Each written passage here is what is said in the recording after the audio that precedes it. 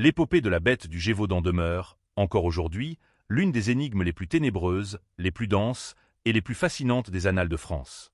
Entre les années 1764 et 1767, une créature d'une férocité inouïe, d'une audace sans pareille, sema l'effroi, le sang et la mort dans les terres reculées, escarpées et sauvages de l'actuel Lozère. On dénombra, selon les chroniques de l'époque, entre 80 et 120 victimes, dont une immense majorité de femmes, d'adolescents et d'enfants. Le calvaire des populations locales débuta, officiellement, en juin 1764, lorsque le corps sans vie de Jeanne Boulet, âgé de seulement 14 ans, fut découvert, mutilé.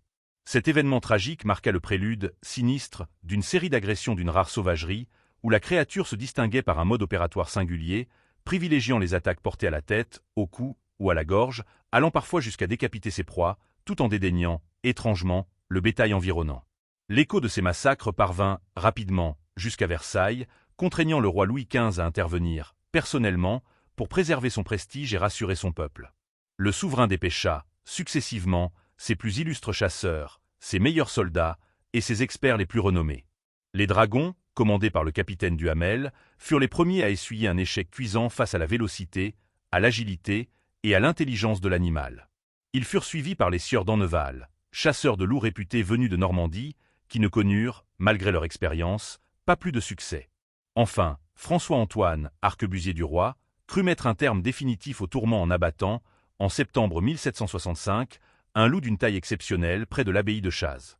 Bien que l'animal fût empaillé, expédié et exhibé à la cour, les attaques reprirent, avec une vigueur renouvelée, une horreur intacte, quelques mois plus tard.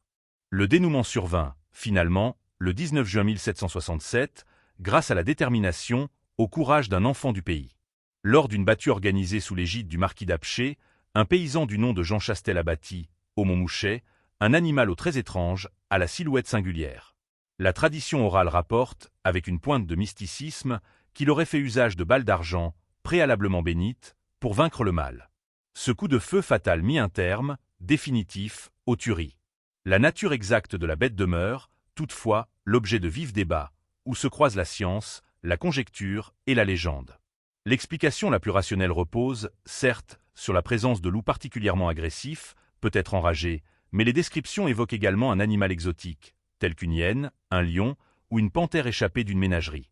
La silhouette de l'hyène coïncide, par exemple, avec le pelage rayé, la crinière dorsale et la puissance des mâchoires décrites par les rescapés.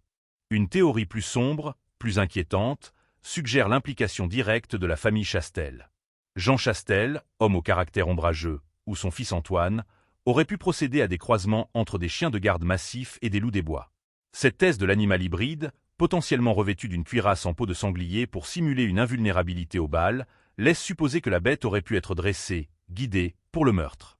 Certains historiens vont même jusqu'à envisager que ces attaques servaient de masque, de paravent, à un tueur en série agissant sous le couvert de la légende.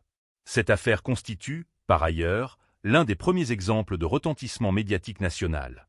Dans une France affaiblie par la défaite de la guerre de 7 ans, la presse s'empara de l'histoire pour captiver, terrifier et fidéliser le lectorat, transformant un prédateur en un monstre mythologique, en un fléau de Dieu. Le relief escarpé du Gévaudan, parsemé de ravins, de forêts impénétrables et de landes désolées, favorisait l'isolement, le mystère et la peur.